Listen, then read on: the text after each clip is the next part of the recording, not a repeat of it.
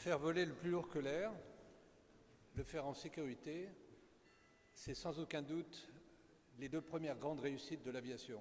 Faire voler le plus lourd que l'air, nous le faisons de mieux en mieux aujourd'hui. Les réussites dans ce domaine sont bien visibles, elles sont reconnues, régulièrement honorées, comme en témoigne le prix que nous avons remis hier, le prix de l'Académie de l'air et de l'espace. Faire voler le plus lourd que l'air en sécurité, nous le faisons aussi de mieux en mieux tous les jours et atteignons un niveau jamais égalé. Les progrès sont considérables.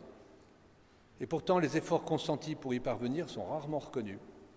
Il y a plusieurs raisons à cela. Parmi celles-ci, le fait que le résultat des actions entreprises ne s'observe que des années plus tard, du fait du faible nombre d'accidents, et qu'il est difficile d'attribuer avec certitude une absence d'accident à une initiative précise. Enfin, c'est aussi une réalité, seuls les échecs, les accidents sont visibles. Sur proposition de la section 3, l'Académie remet aujourd'hui pour la première fois un prix dédié à la sécurité du transport aérien. La question, bien sûr, s'est posée de savoir à qui le remettre. La sécurité aérienne implique de nombreux acteurs à travers le monde, constructeurs, compagnies aériennes, services de la navigation aérienne, organismes de maintenance ou de formation, autorités de l'aviation civile, agences internationales, associations professionnelles, etc. Chacun vise l'excellence et chacun peut légitimement revendiquer sa part de réussite. Mais les interactions entre les différents acteurs sont telles que personne ne peut plus prétendre agir seul pour faire progresser la sécurité. En fait, deux choses nous font avancer actuellement. Le partage d'informations à tous les niveaux et la coopération entre les métiers. Et ces deux idées nous ont guidés pour choisir de remettre ce prix à Zvjetomir Blatchev.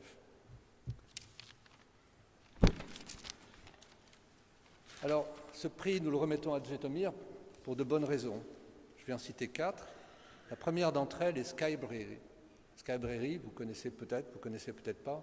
Peut-être une question pour la salle. Est-ce que certains d'entre vous se sont déjà connectés sur les pages de Skybrary? Vous pouvez lever la main. Voilà, vous n'êtes pas geek, mais vous êtes branchés et vous êtes connectés sur Skybrary.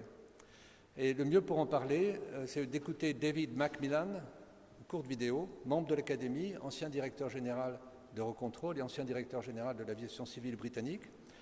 Et il dit en quelques mots ce qui s'est passé il y a quelques années.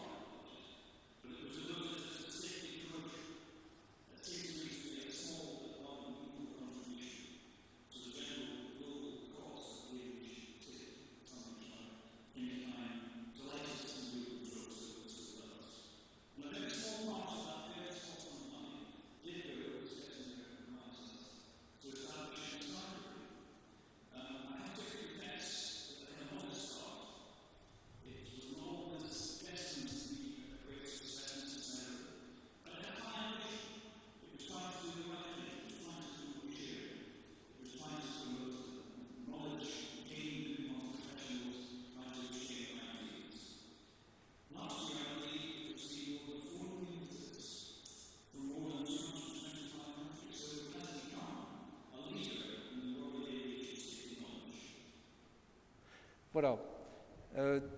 Comme vous l'avez entendu,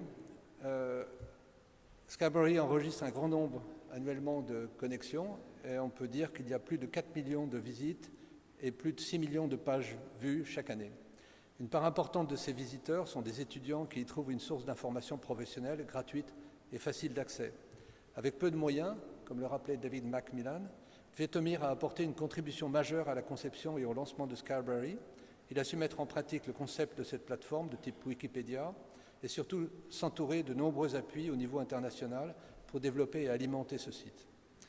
La seconde bonne raison qui nous a encouragés à donner ce prix à Zvjetomir est le European Action Plan for Prevention of Runway Incursion, donc le plan d'action européen pour la prévention des collisions sur piste. L'histoire de l'aviation a été marquée en 1977 par la catastrophe de Tenerife, au cours de laquelle un Boeing 747 au décollage a percuté sur la piste un autre Boeing 747.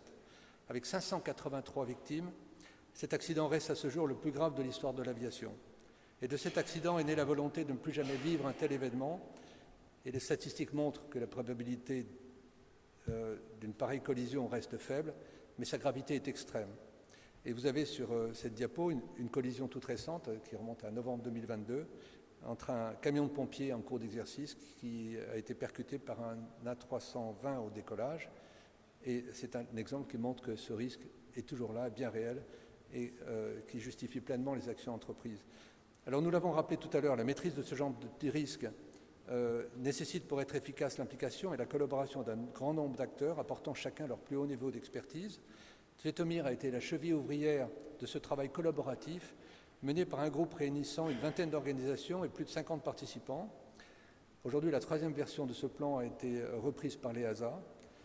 Et ce plan contient des recommandations adressées aux aéroports, aux compagnies aériennes, aux services de la navigation aérienne, aux constructeurs, aux autorités de l'aviation civile, à l'OACI également, ainsi que des propositions d'axes de recherche dont certaines sont dédiées aux recherches en facteurs humains.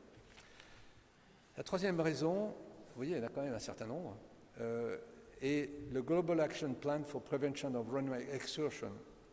À la différence des accidents liés aux incursions sur piste, ceux liés à la sortie de piste, Runway Excursion, présentent généralement un niveau de gravité beaucoup plus faible, mais leur fréquence est élevée et conduit malgré tout à des accidents très graves quand l'environnement des pistes et les abords des pistes est défavorable.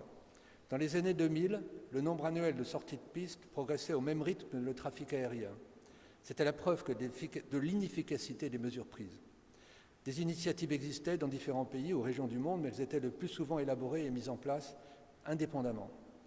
Svetomir a su mobiliser et fédérer des hommes et des organisations pour les faire travailler en mode collaboratif et pour parvenir à des actions acceptées, soutenues, reconnues par tous, y compris par les autorités, mais sans passer par la case réglementation.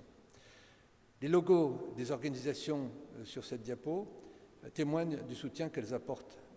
On y voit Eurocontrol, on y voit l'EASA, on y voit IATA, on y voit la DSAC, on y voit les services de la navigation aérienne en France, en Allemagne et ailleurs, en Angleterre, on y voit Airbus, Boeing et bien d'autres organisations. Et puisqu'il faut parler du futur, bien sûr, il faut citer le projet LAO, Learning from All Operations, soutenu par la Flight Safety Foundation et piloté par Svetomir. Des accidents deviennent de plus en plus rares aujourd'hui. On l'observe, on le sait, on peut s'en féliciter. Mais les leçons que nous en tirons donc, de ces accidents sont de plus en plus réduites, de fait. En parallèle, quotidiennement, des milliers de situations inattendues, des défaillances ou d'erreurs sont détectées et récupérées. Ces non-événements, issus de pratiques sur le terrain, font le niveau de sécurité actuel. Les leçons à en tirer sont aussi riches d'enseignements que celles des enquêtes accidents.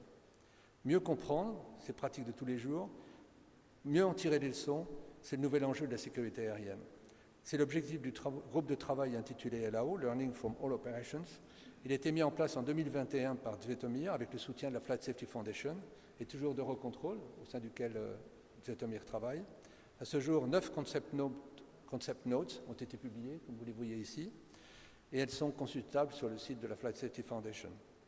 Et pour terminer, je voudrais juste citer un des témoignages que nous avons recueillis quand nous avons fait appel à témoignages pour expliquer la proposition de prix. Et je vous le cite, je pense que Svetomir reconnaîtra peut-être de qui il s'agit. Je connais et travaille avec Svetomir depuis plus de 25 ans. D'abord, lorsque nous avons travaillé ensemble pour mettre en place à Bretigny la plus grande simulation en temps réel de l'époque, baptisée alors Rombulpo. Ce sont les premières lettres de Roumanie, Bulgarie et Pologne, donc mises en place à Bretigny. Et puis également travailler avec Svetomir dans l'unité SAF à Bruxelles. Svetomir est un pionnier et un innovateur dans le domaine de la sécurité opérationnelle et de la sensibilisation à la sécurité. Les produits opérationnels qu'il a mis en place au fil des ans avec toutes les parties prenantes d'Eurocontrol témoignent de sa vision prospective et des reconnaissances de l'industrie. Des produits comme Skyberry, Skyclips et Apri, Gapre sont là pour rester pendant des générations. Bravo Svetomir.